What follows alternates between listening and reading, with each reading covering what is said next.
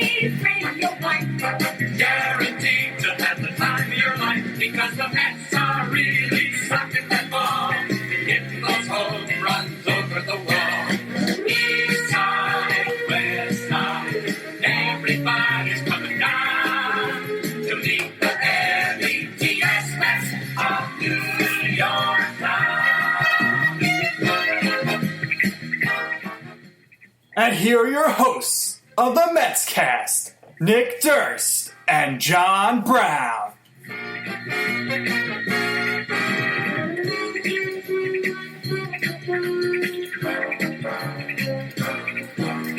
East side, west side, everybody's coming down.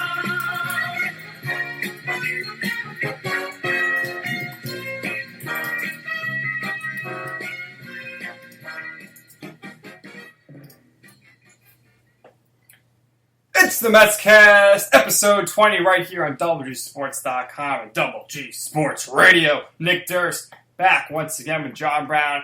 We're in the second half of the season now, John. Back from the All-Star break. And before we start talking about the Mets' second half of the season, let's talk about some happy things. And you heard it here first in our last show. I told you Pete Alonso was going to win the home run derby. And John, of course, he won the home run derby.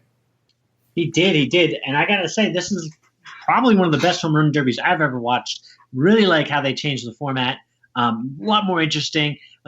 So my wife was watching with me, and she, has no time for baseball, and even she was on the edge of her seat saying, wow, this is better than the regular game.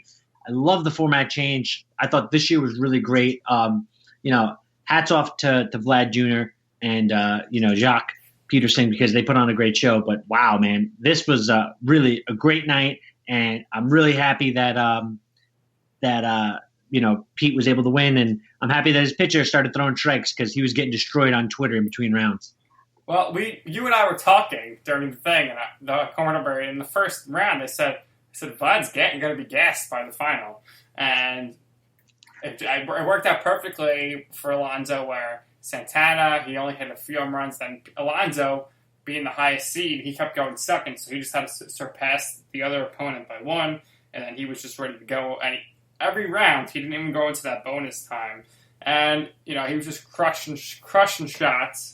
And then, of course, in Minnesota, he hit that 470-foot upper deck bomb. So I don't think there's anything wrong with Alonso's swing post-break here. Hit another home run in San Francisco, which we'll get to. The Mets should have won that game.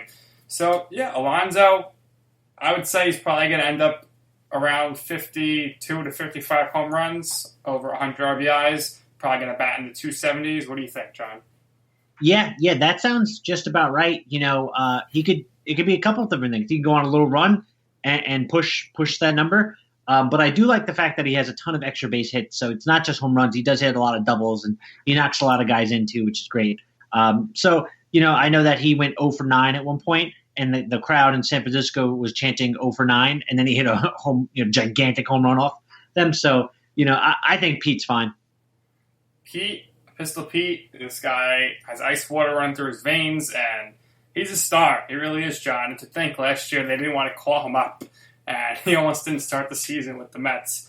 I mean, they're bad, but where would they be without him?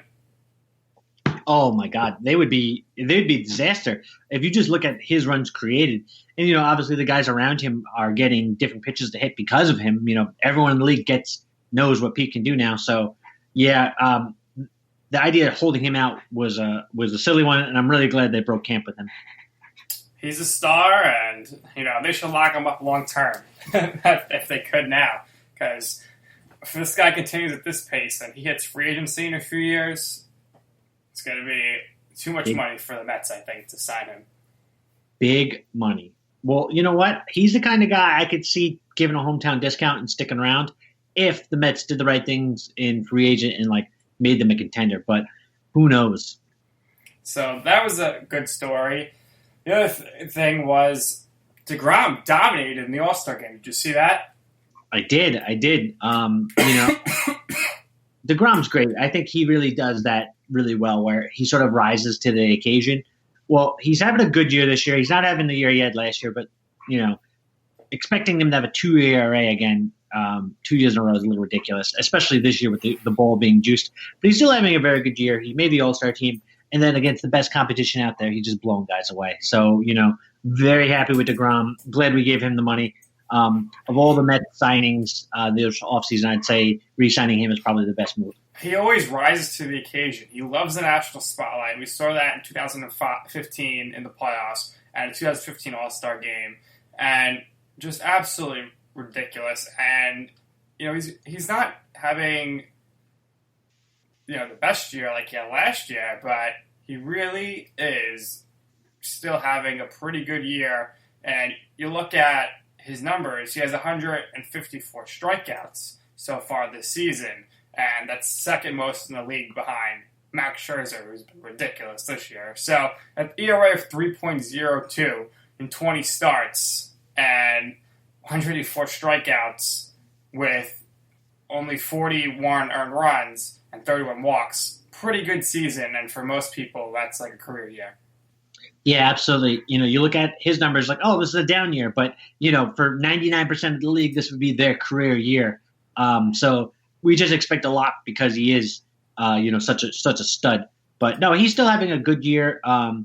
He's in the top 10 in all the important pitching categories. So he's every 5 days when we give him the ball, we have a really good chance of winning, as long as it doesn't get to the bullpen, I guess. But, as far as his go, I'm not worried about him at all. I'm glad that the big contract didn't really change him too much because, sometimes guys get paid and then they stop, they start phoning it in a little bit. But not at all with deGrom, which, thank God. Absolutely. So deGrom was great. And the other thing in the All-Star game was Jeff McNeil comes to hit for his only at-bat. And whose picture do they put on the scoreboard? They put Jacob deGrom. Not ideal for Jeff McNeil and his family, who probably waited a long time to see that happen. You know what? For his family, probably, but, knowing the way Jeff McNeil competes, he's probably so locked in he didn't even notice.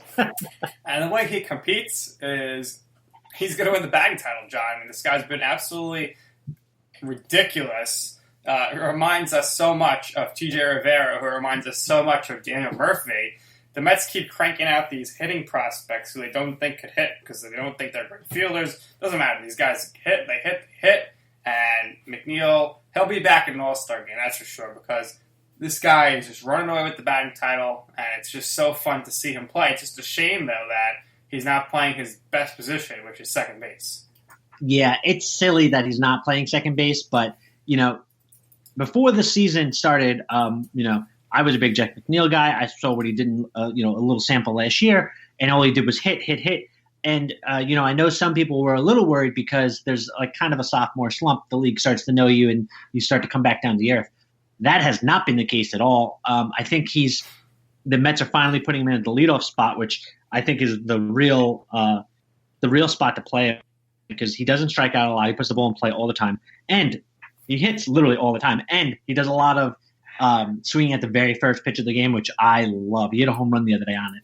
And I was like, oh, this is perfect. So I think he's found his natural spot in the hitting lineup, but he should really be playing second base. Defensively, it's probably his best position. Now, he's made himself a very good left fielder when he does play in the outfield most of the time. But I got to tell you, he's probably the best second baseman on the team.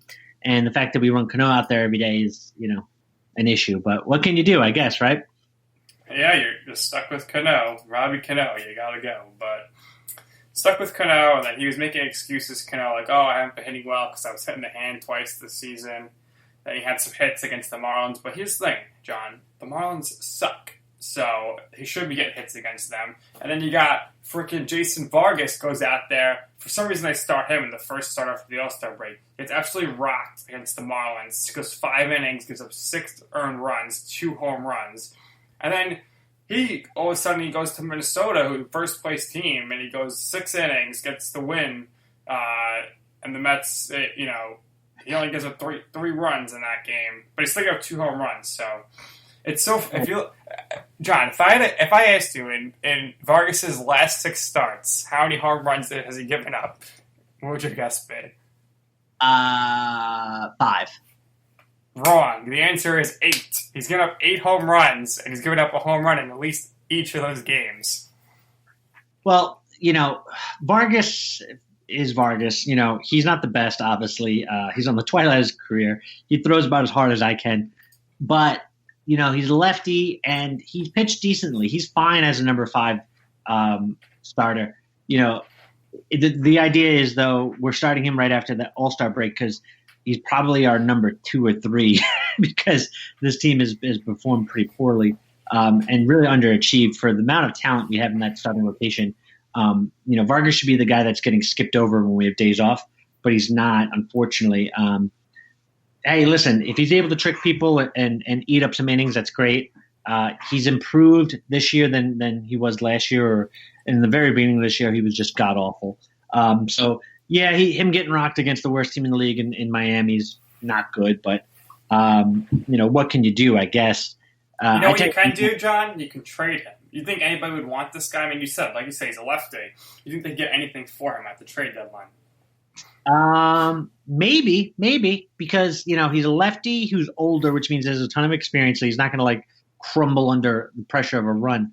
If a team needs a 5th starter who's, going to eat some innings and actually, put you in a pretty decent spot to win, listen, he throws really soft, so it's hard to hit him sometimes. The better teams traditionally hit fastballs really well. So this guy's, he's throwing all junk all off the plate. He gets guys to ground out and pop out and stuff. So the thing is, his contract is almost up, I believe, and he's not making a ton of money. The Mets could eat up all that money. So I could see them getting probably a mid-low level prospect from somebody off him for a team that needs a little bit extra pitching for their run. Hey, listen, the Mets aren't technically completely sellers for that second wild card spot. They're in sort of striking distance, but with Wheeler going down and now the bullpen being what it is, which is god awful, and then now Wheeler missing, and now every 5th day we're gonna have to patchwork together. We don't have a bullpen and a minor league system to really pick up that slack there, so we're not really giving ourselves a good chance to win with any replacement we're currently running out there for Wheeler. And it's a shoulder thing, so God knows how long he'll be gone. The problem is, the Mets, they won 2 out of 3 in Miami. They should have won all 3. Then they beat down the Twins and got 2 wins, so 4 wins in a row.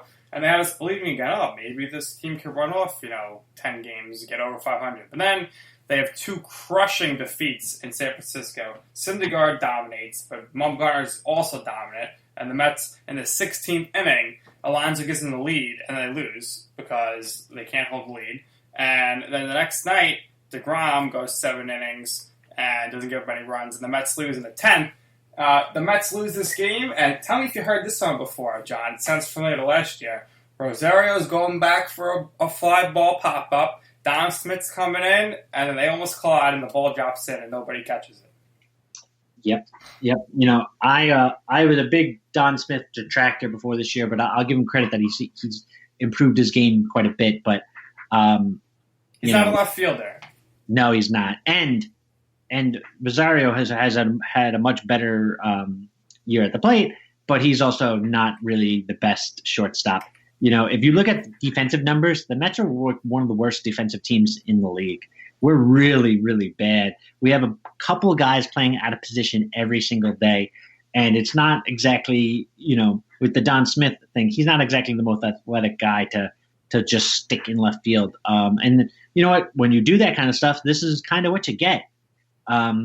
Rosario's probably better off at third base. Maybe second. He makes too many mistakes on plays that he shouldn't. There's been some talks about Rosario playing center field. Yeah, I heard that, but that's another thing. Has he ever played the outfield at all? Because never. Just because he's fast doesn't necessarily mean he'll be a good fielder. There's a lot of other things that have to go in there. Let's look at the Mets defense. All right, so you got Alonso at first, who is a first baseman. You got Cano at second, who really should be like a DH. He's terrible in the field now.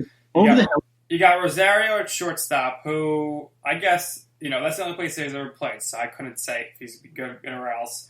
Third base